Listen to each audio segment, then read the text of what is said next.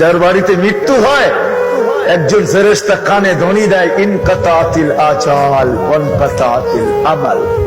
এই ব্যক্তির আশাও শেষ, বয়সও শেষ, তোমাদের কান্না বেকার, তোমাদের কান্না অনর্থক, এর বয়স শেষ, আশা শেষ।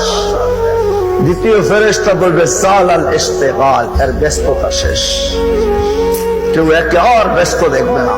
বাকিয়াল ওয়াবাল, সমস্ত বাকিয়ার সামনে একা একা সম্মুখীন হইতে হবে, ওইখানে কেউ যায় দাঁড়াবে না, কেউ খবর নিবে না।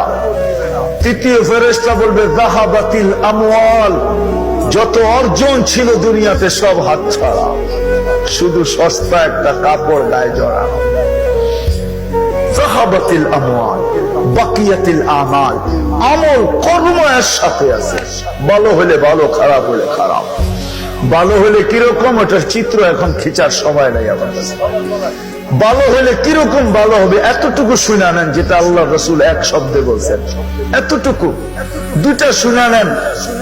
ভালো হলে তো এতটুকু ভালো হবে, আল্লাহ রাসূল কবর দেখা বলছে রাউযাতুম মিন রিয়াদিল জান্নাহ। তোমরা কবর ভাবতেছো, এটা তো জান্নাতের একটা বাগান।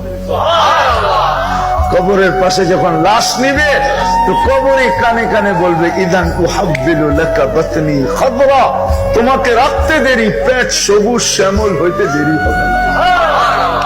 ভালো হলে তো এমন ভালো, আর যদি খারাপ হয় তাহলে আল্লাহ রাসূল বলছে হুফরাতুম মিন হুফারিন নার, জাহান্নামের একটা গর্তে রূপান্তরিত হবে,